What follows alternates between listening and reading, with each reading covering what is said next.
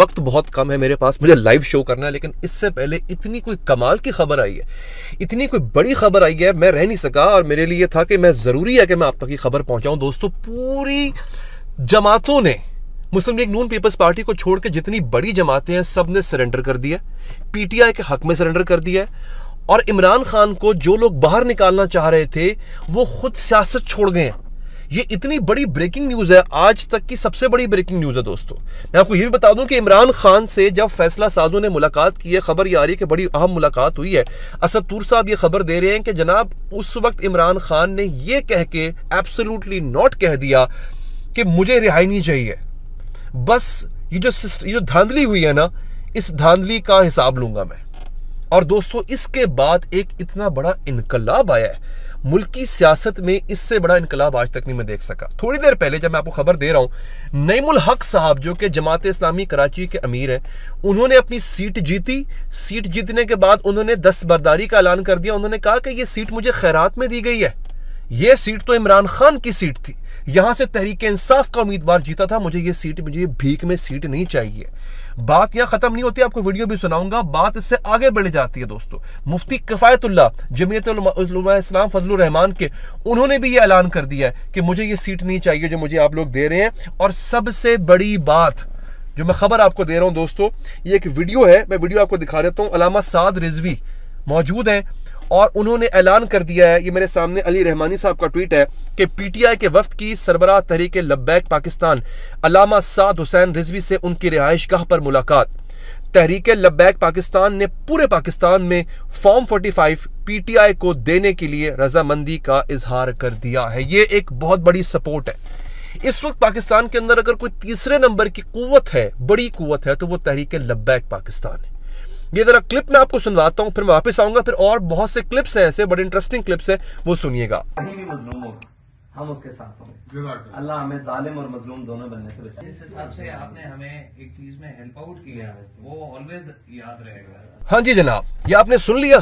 अब मैं आपको बता रहा हूं कि जिन लोगों ने इमरान खान को बाहर निकालना था, सियासत से बाहर निकालना था, वो खुद सियासत छोड़ गए हैं। थोड़ी देर पहले जहांगीर तरीन आईपीपी इस्तेकाम पाकिस्तान पार्टी के सरबराह, उन्होंने इस्तीफा दे दिया। ना सिर्फ इस्तीफा दे दिया है, बल्कि उन्होंने सियासत से किनारा कशी कर ली है।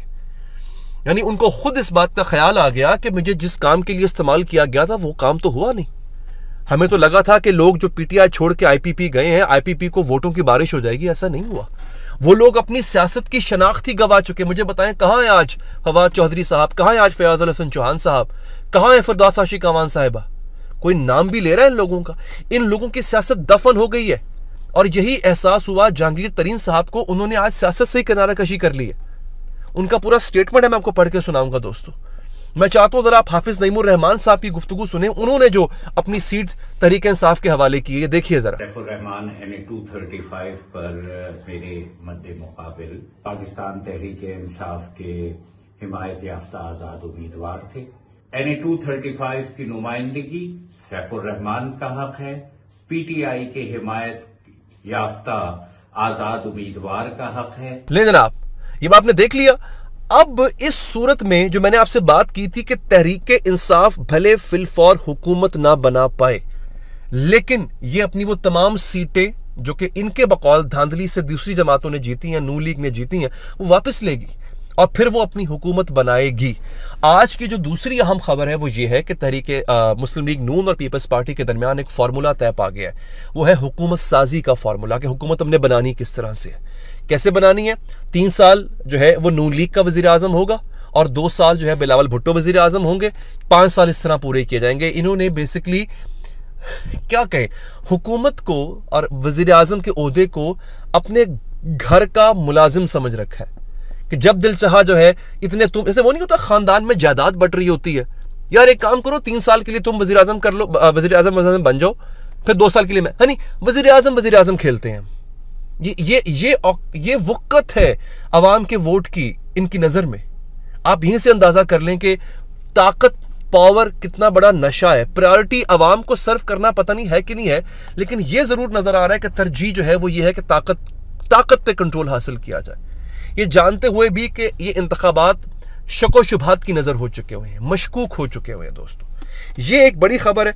इन्होंने जनाब ये किया है, अच्छा, दूसरी बात जो बड़ी अहम बात है दोस्तों वो ये है कि जो बड़ी बड़ी पार्टियां हैं उन्होंने अब पाकिस्तान तहरीक इंसाफ के आगे सरेंडर करना शुरू कर दिया है और ये कहना शुरू कर दिया है कि जो वोट हमें पड़ा है दरअसल वो तहरीक इंसाफ का वोट था, हम इस वोट से, हम इस चीज़ से दस्तबरदारी का ऐलान करते हैं।